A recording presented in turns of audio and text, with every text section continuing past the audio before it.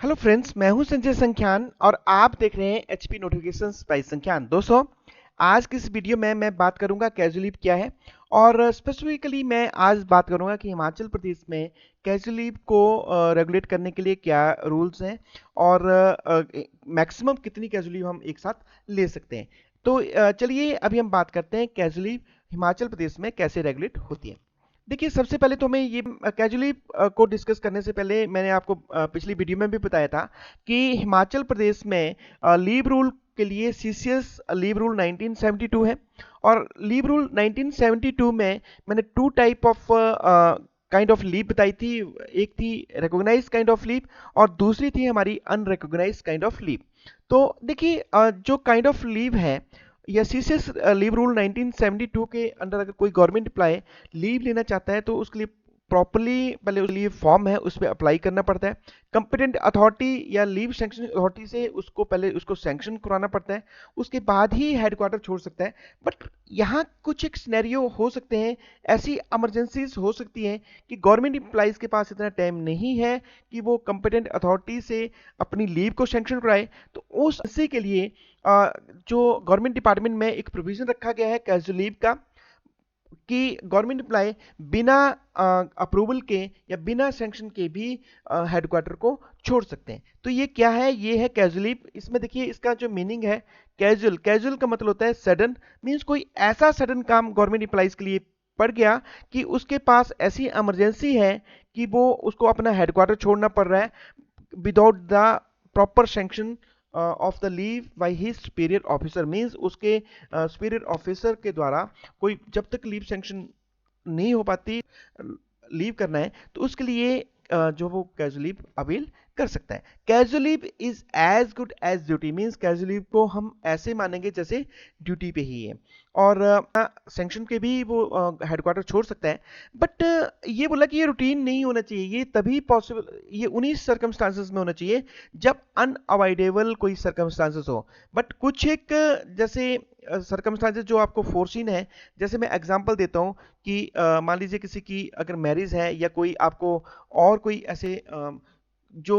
कोई इवेंट्स हैं जो आपको पता है कि फलां तारीख को है, तो उस स्थिति में आपको प्रॉपर सैंक्शन जो है वो लेनी पड़ेगी। अब बात आती है कि कैजुअल लीव के लिए कोई सेट फॉर्मेट नहीं है, जैसे लीव रूल में एक सेट फॉर्मेट था। यहाँ पे सिंपल प्लेन पेपर पे जो गवर्नमेंट एम्प्लॉइज है वो अप्लाई कर सकता है। बट इसमें जो ध्यान रखने वाली बात है कि कैजुअल लीव में आपको रीजन देना पड़ेगा कि कैसी किस ग्राउंड पे या क्या सर्कमस्टांसेस है, कौन सी अर्जेंसी है या कौन से ऐसे सर्कमस्टांसेस हैं जिसके लिए आपको इसकी इमरजेंसी लीव की जरूरत पड़ रही है।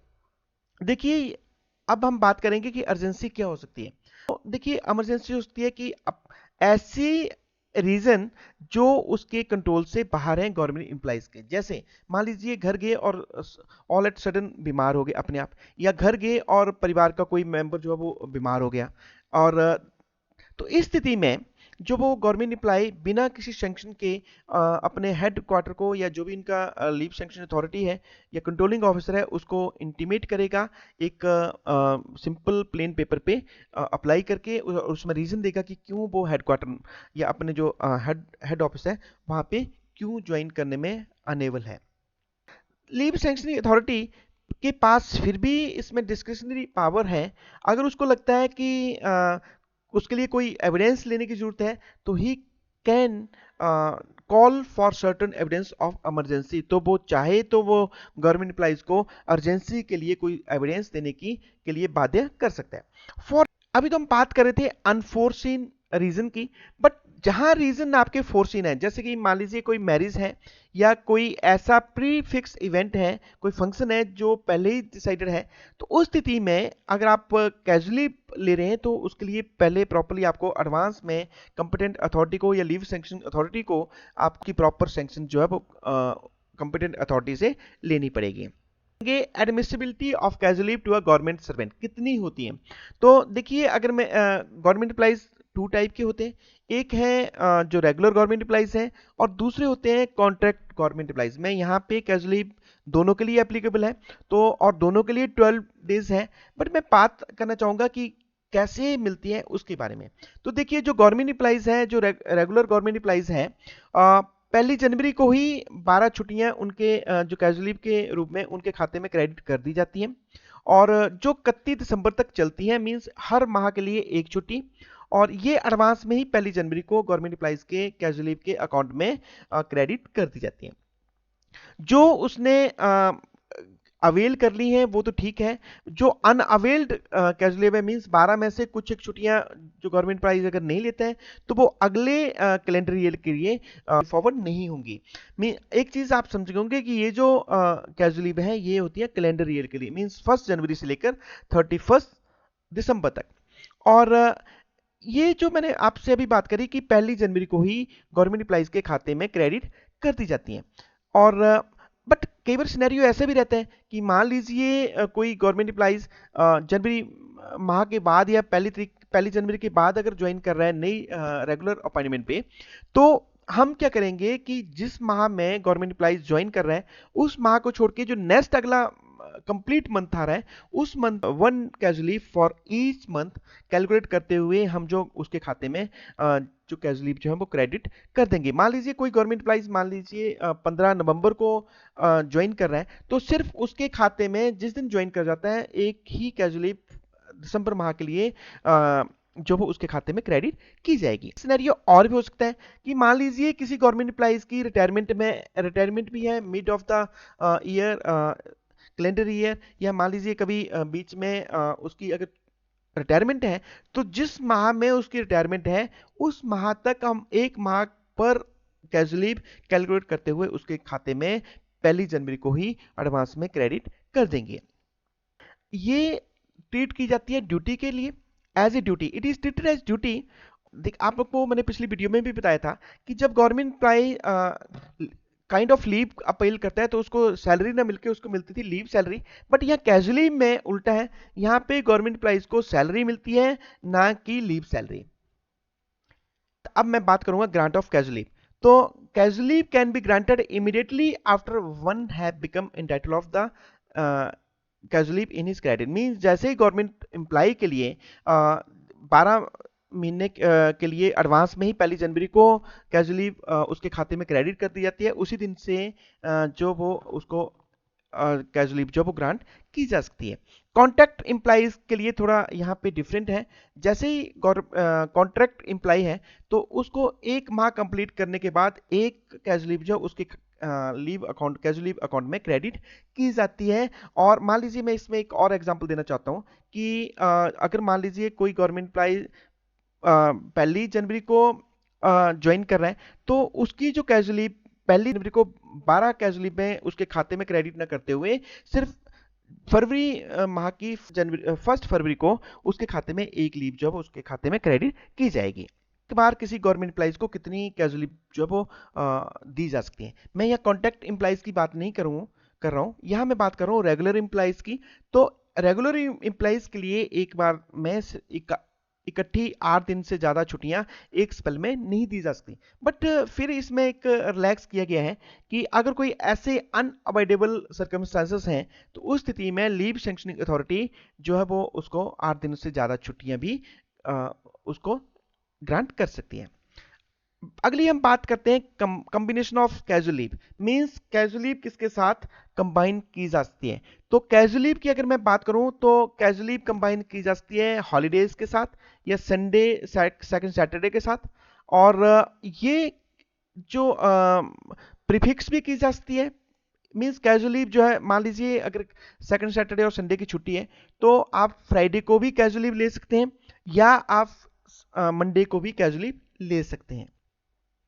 Casual leave can also be combined with restricted holiday, means RH के साथ भी कैजुअल लीव को कंबाइन किया जा सकता है, स्पेशल कैजुअल लीव के साथ भी कंबाइन किया जा सकता है, और कंपनसेटरी लीव के साथ भी इसको कैजुअल लीव को कंबाइन किया जा सकता है। बट एक चीज जो ध्यान रखने वाली है कि कैजुअल लीव को काइंड ऑफ लीव के साथ कभी भी कंबाइन नहीं किया जा सकता। मैंने पिछली वीडियो में भी बताने की कोशिश करी थी कि काइंड ऑफ लीव के साथ मींस जैसे मैटरनिटी लीव, पैटर्निटी लीव या अर्न लीव, एचपीएल, उसके साथ जो है वो कैजुअल लीव को कंबाइन नहीं किया जा सकता।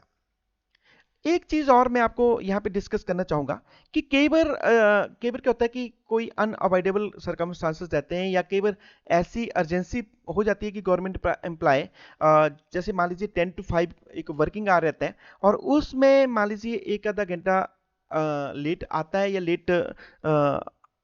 पहले चला जाता है 5 बजे से पहले, तो उन स्थिति में भी कैजुअल लीव की डिडक्शन का एक प्रोविजन यहाँ पे कैजुअल लीव में रखा गया है।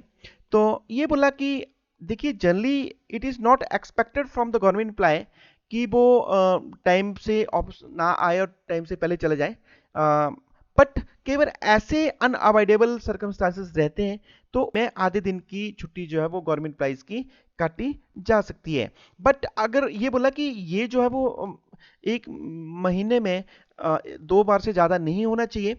अगर मान लीजिए कोई ऐसे अनअवॉइडेबल सर्कमस्टांसेस है, जैसे स्ट्राइक है या फ्लड आ गया, उस स्थिति में जो है वो आधे दिन की छुट्टी को रिलैक्स भी किया जा सकता है। मीन्स उस दिन के लिए आधे दिन की छुट्टी, अगर मान लीजिए कोई गवर्नमेंट एम्प्लॉय लेट भी आ रहा है, तो उस स्थिति में आधे दिन की छुट्टी नहीं काटी जाएगी। बट एक चीज इसमें बताई गई है कि अगर मान लीजिए हैबिचुअल कोई गवर्नमेंट एम्प्लॉय आधा घंटा लेट आ रहा है, तो उन स्थिति में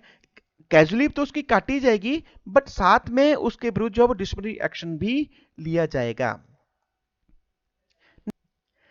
चलिए अभी हम बात करते हैं कि कई बार ऐसी भी सिचुएशन आती है कि गवर्नमेंट एम्प्लॉइज मान लीजिए 1-2 दिन के लिए कैजुअल लीव पे गया था, और he is unable to rejoin his duty due to unavoidable circumstances. तो उस स्थिति में गवर्नमेंट एम्प्लॉइज के खाते में जितनी कैजुअल लीव है, मैक्सिमम लिमिट तक उसको सैंक्शन की जा सकती है, और उसके बाद भी मान लीजिए उसके पास ज्वाइन करने के लिए अनअवॉइडेबल सर्कमस्टांसेस हैं, तो उस स्थिति में government employees kind of leave के लिए अप्लाई करेगा। और पहले तो वो कैजुअल लीव पे था, और उसके साथ ही हमने कॉम्बिनेशन में kind of leave means earn leave या कोई भी काइंड ऑफ लीव उसको सैंक्शन कर दी। तो आपने लीव रूल में ये पढ़ा हुआ है कि काइंड ऑफ लीव और casual leave can not be combined together. तो इन स्थितियों में जिस दिन से वो उसकी एब्सेंस फ्रॉम हेडक्वार्टर है, उस दिन से जब तक वो रीज्वाइन करता है ऑफिस, ये सारी की सारी जो चाहे कैजुअली भी उसने ली है, तो ये सारी की सारी जो लीव है ये काइंड ऑफ लीव में कन्वर्ट हो जाएगी। मैं एग्जांपल देता हूँ। मान लीजिए कोई 2 दिन के लिए पहले कैजुअल लीव पे गया था, उसके बाद उसने अनेबल था वो हेडक्वार्टर ज्वाइन करने के लिए, और उसने अर्न लीव के लिए अप्लाई किया, और मान लीजिए 10 दिन की अर्न लीव उसने सैंक्शन करा, उसकी फेवर में हो जाती है। तो इस स्थिति में उसकी जो अर्न लीव है वो 10 दिन ना रह के ये बन जाती है 12 डेज। तो अब उसके खाते से जो अर्न लीव है वो 10 डेज की ना कट के 12 डेज की काटी जाएगी। Conversion of casual leave into regular kind of leave. तो लास्ट में मैं आपको एक डिस्कस करना चाहूंगा कि lapse of casual leave means, मैंने आपको बताया कि ये होती है कैलेंडर ईयर के लिए, मींस 1 जनवरी से 31 दिसंबर तक। अगर 31 दिसंबर तक गवर्नमेंट एम्प्लॉइज ने सारी की सारी कैजुअल लीव काट ली है, तब तो ठीक है। अगर कोई उसकी अनअवेल्ड हो जाती है, मींस कोई ऐसी छुट्टी है कैजुअल लीव जो उसकी बच जाती है, तो वो कैरी फॉरवर्ड नहीं होगी नेक्स्ट कैलेंडर ईयर के लिए, वो सारी की सारी लैप्स हो जाएंगी। तो उसके बाद हम चर्चा करेंगे स्पेशल कैजुअल लीव पे, बट उसको मैं अभी आज की इस वीडियो में डिस्कस नहीं करूंगा, वो हम नेक्स्ट वीडियो में चर्चा करेंगे। इसी तरह की वीडियो मैं आपके साथ अपडेट करता रहता हूँ। अभी भी आप नए इस चैनल पे जुड़े हैं, तो मेरे चैनल का नाम है एचपी नोटिफिकेशन बाय संख्यान। चैनल को सब्सक्राइब कर लीजिए, एम्प्लॉय से रिलेटेड ढेरों वीडियो आपको यहाँ पे मिलने वाली है। और अगर वीडियो अच्छी लग रही है तो अपने दोस्तों को भी शेयर करें, ताकि उनको भी नॉलेज बढ़ सके। इसी तरह की वीडियो देखने के लिए keep watching HP notification by Sankhyan. जय हिंद, जय हिमाचल।